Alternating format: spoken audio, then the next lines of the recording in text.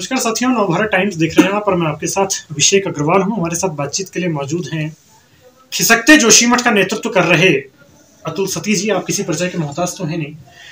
सतीश, ज्यादा बातचीत न करते हुए सीधा यहीं पर आएंगे कि 20 जनवरी को 2024 में रंजीत सिन्हा जी आए थे, आपदा के सचिव हैं, जोशीमठ आए। उन्होंने एक बैठक टाइप का कुछ किया यहाँ पर। क्या कहा उन्होंने उस बैठक में? हाँ, तो 20 तारीख को जो ये बैठक हुई है आपदा प्रबंधन सचिव साहब की, तो इसमें तय तो ये था कि कुछ चुनिंदा लोगों से वो बातचीत करेंगे जोशीमठ के विस्थापन पुनर्वास पर जो सरकार का प्रस्ताव है उसको लेके। लेकिन हुआ ये, क्योंकि जो है वो पहले से उसकी खबर हो गई और लोगों में काफ़ी आशंका थी, तो उसके चलते बहुत सारे लोग वहाँ 200-250 लोग इकट्ठा हो गए। तो वो एक तरह की जन सुनवाई जैसी ही हो गई और उसमें उन्होंने प्रस्ताव रखा कि जोशीमठ के लोगों को विस्थापित करके वो यहाँ से 100 किलोमीटर दूर गौचर के पार एक गांव है बमोत, वहाँ विस्थापित करेंगे।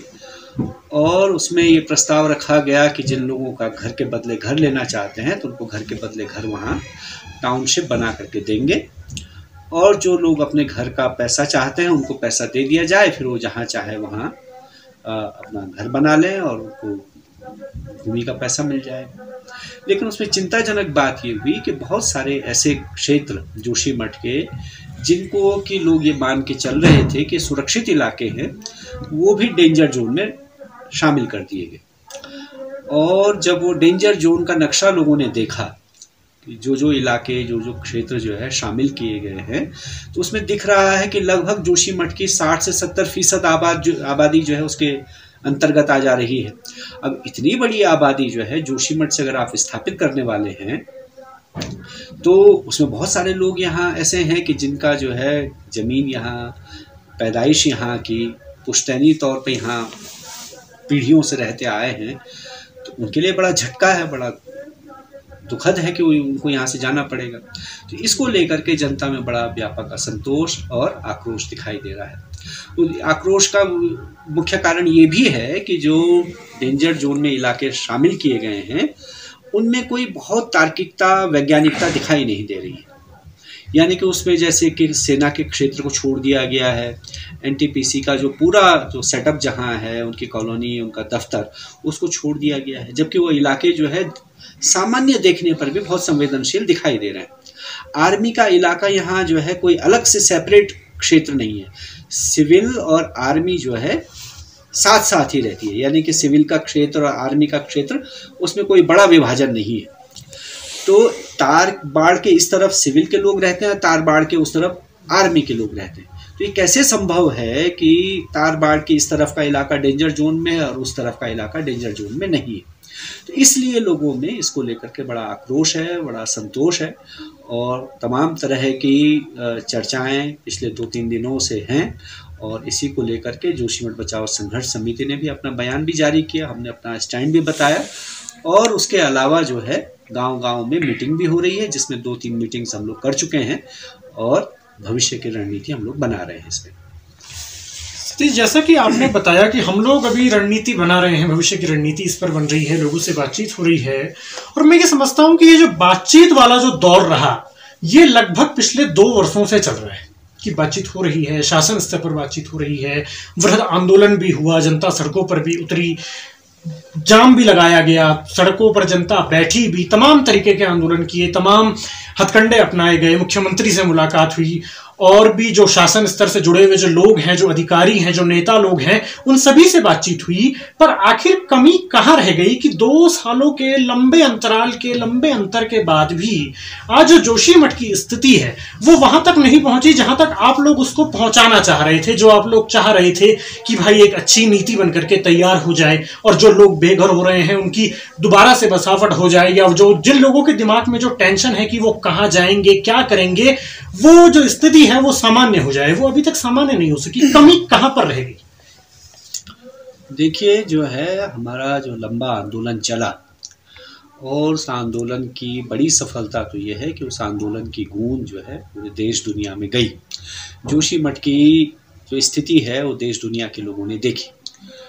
न सिर्फ जोशीमठ को लेकर के, बल्कि आज के दिन पर जोशीमठ जो है उस आंदोलन की वजह से एक जो है बातचीत का प्रमुख बिंदु बना। पर्यावरण के जो आंदोलन है, विकास का जो ढांचा पहाड़ में, हिमालय में खड़ा हो रहा है, उसको लेकर के एक चर्चा पूरे देश दुनिया में हो रही है और उसमें जोशीमठ जो है उसके मुख्य केंद्र में है। दूसरी सफलता उसकी ये है कि सरकार झुकी और सरकार ने ये माना कि जोशीमठ खतरे में है। जोशीमठ को लेकर के व्यापक अध्ययन करने के लिए, तमाम वैज्ञानिक अध्ययन करने के लिए सरकार बाध्य हुई। तीसरी सफलता उसकी ये है कि उस आंदोलन का ही परिणाम है कि सरकार ने जोशीमठ के लिए बड़ा व्यापक पैकेज, जो आज तक कहीं भी इतिहास में नहीं घोषित हुआ, उस तरह का पैकेज देने के लिए सरकार मजबूर हुई। चौथी सफलता उसकी ये है कि लोगों को उनके घर का जो पैसा मिल रहा है वो कहीं भी अन्य जगहों पर जो मुआवजे की राशि है उससे कहीं ज़्यादा है। हाँ, ये ज़रूर है कि सरकार का जो अड़ियलपन है, उनका जो रवैया है, वो जो हम लोगों ने उनके सामने प्रस्ताव रखा था विस्थापन पुनर्वास को लेकर के, जो योजना हम लोगों ने प्रस्तुत की, उसको मानने में सरकार को हिचक है। उसको लेकर के जरूर वो रिलक्टेंट हैं, उनकी अपनी ईगो उसमें आड़े आ रही है। अन्यथा जो हमने विस्थापन पुनर्वास का जो प्रस्ताव दिया, अगर सरकार को उसको मान लेती तो फिर लोगों को इस तरह से परेशान नहीं होना पड़ता। ये पूरे ही हिमालय क्षेत्र में जहाँ भी जल विद्युत परियोजनाएं बन रही हैं, हिमालय में बड़ी परियोजनाएं जहाँ बन रही हैं, वहाँ जो है उसके खतरे, उसके नुकसान सामने आ रहे हैं। अभी हमने देखा कि सिक्किम में इतनी बड़ी बाढ़ जो है एक जल विद्युत परियोजना के कारण आ गई, पूरा टूट गया और लाखों लोग उसमें तबाह हो गए। हिमाचल इसका उदाहरण है। बाकी जो इलाके हैं वो इससे प्रभावित हो रहे हैं। न सिर्फ जल विद्युत परियोजनाएं, बड़ी रेलवे की परियोजनाएं, बड़े हाईवे जो 4 लेन 2 लेन हाईवे बन रहे हैं, वो हिमालय के जो कच्चे पहाड़ हैं उनके लिए खतरनाक साबित हो रहे हैं। अब सरकार का जो मानना है, सरकार उसको जैसे प्रोजेक्ट कर रही है कि ये ग्रीन एनर्जी है, तो वो जो है बड़ा छलावा है, झूठ है, क्योंकि इसमें आप पूरी एक नदी का जो कोर्स है, उसकी जो धारा है, उसका प्रवाह है, उसको मोड़ करके आप सुरंगों के अंदर डाल दे रहे हैं। और सुरंग बनाने में आप क्या कर रहे हैं, उसमें बड़े विस्फोटकों का इस्तेमाल कर रहे हैं, बहुत भयानक तरीके से उसमें जंगल कट रहा है, लोग प्रभावित हो रहे हैं। तो इस तरह से हमारा ये कहना है कि कहीं से भी ग्रीन एनर्जी नहीं है और ये न सिर्फ यहाँ के लोगों के लिए खतरनाक है, यहाँ के पर्यावरण के लिए खतरनाक है, बल्कि हिमालयी जो संवेदनशील जो क्षेत्र है उसके लिए भी। और जिस तरह से अभी मौसम का बदलाव हो रहा है, धरती गर्म हो रही है, उस स्थिति में तो ये परियोजनाएं और भी खतरनाक साबित हुई हैं। वो एक पूरे इलाके की जो भूगर्भीय जो स्थिति होगी वो एक समान होगी। हाँ, पहाड़ में जो है थोड़ा बहुत उसमें ऊपर नीचे हो सकता है, लेकिन ऐसा कैसे संभव है कि 1 फीट दूर क्या इलाका जो है सुरक्षित है और उससे 1 फीट दूसरा इलाका जो है असुरक्षित है। मेरा घर तो सुरक्षित है और मेरे बगल वाले का घर असुरक्षित है, ऐसे कैसे संभव है? इसमें मैंने कहा कि इसमें वैज्ञानिकता नहीं दिखाई दे रही है। ये सारी रिपोर्ट यहाँ पड़ी हुई 8 संस्थाओं की, इन रिपोर्ट्स में जो है कहीं कोई बहुत नई बात उसमें देखने में नहीं आती, यानी कोई नया अध्ययन उसमें हुआ हो ऐसा नहीं दिख। पुराने अध्ययनों को ही वो ये जो वैज्ञानिक रिपोर्ट है उसी को पुष्ट करती है। बहुत अधिक कोशिश उसमें ऐसी दिखाई देती है कि जो जल विद्युत परियोजना है उसको किसी तरह हम जो है बरी कर दें इस पूरे आपदा से, यानी कि जो हम इल्ज़ाम लगा रहे हैं कि जो सुरंग जोशीमठ के नीचे से जा रही है ये सर्वाधिक जिम्मेदार है जोशीमठ की आपदा के लिए। तो पूरी वैज्ञानिक जो रिपोर्ट्स हैं उनमें जो है लगातार ये दिखाई दे रहा है कि वो उस परियोजना को इस आपदा की जिम्मेदारी से बरी कर दें, ये वो कोशिश दिखाई दे रही है। जबकि ये जो सरकारी वैज्ञानिक हैं, इनके अलावा जो स्वतंत्र वैज्ञानिक हैं उनसे भी हमने अध्ययन करवाया, उनकी भी रिपोर्ट हमारे पास है। उन लोगों ने जो है इस बात को माना कि भाई जोशीमठ में जो है जो कुछ हो रहा है उसमें ये जो परियोजना है उसका भी बड़ा हाथ है। उसके लिए हमने बाकायदा रिपोर्ट प्रस्तुत की, LNT का पेपर हमने प्रस्तुत किया। उसकी आज तक कोई जवाब न इन वैज्ञानिक संस्थाओं ने दिया और न NTPC ने दिया है। इसीलिए हम जो है ये जो सरकारी अध्ययन है इस पर हमारा सवाल है, इस पर हम प्रश्न चिन्ह खड़ा कर रहे हैं। ठीक है, ये तो तमाम बातें हो गई। अब ये बताइए कि जोशीमठ बचाओ संघर्ष समिति, जोशीमठ के लोग क्या चाहते हैं, क्या होना चाहिए?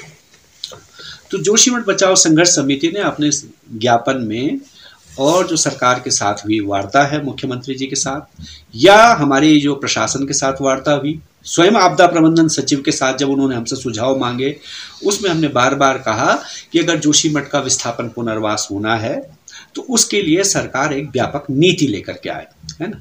बल्कि हमने उसमें यह भी सुझाव दिया कि भारत सरकार की 2007 की विस्थापन पुनर्वास नीति है केंद्र सरकार की, और बड़ी व्यापक है, और उसमें जो है बहुत क्षेत्रों को कवर किया गया है।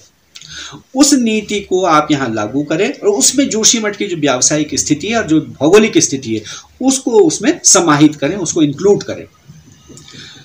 एक बात तो हम ये कह रहे हैं।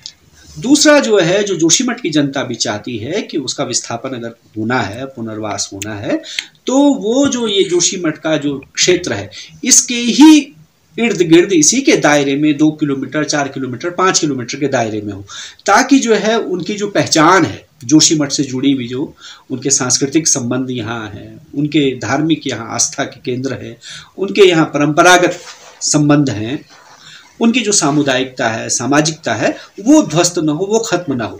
और क्योंकि जोशीमठ जो है केवल एक सुंदर पर्यटन नगर नहीं है, ये व्यावसायिक नगर भी है।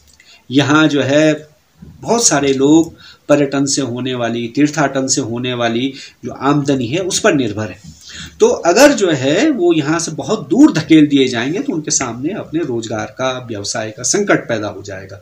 इसलिए विस्थापन पुनर्वास के करते समय ये जरूर ध्यान रखा जाना चाहिए कि लोगों की रोजी रोजगार, उनका व्यवसाय इससे प्रभावित ना हो, उसका भी ध्यान रखा जाए।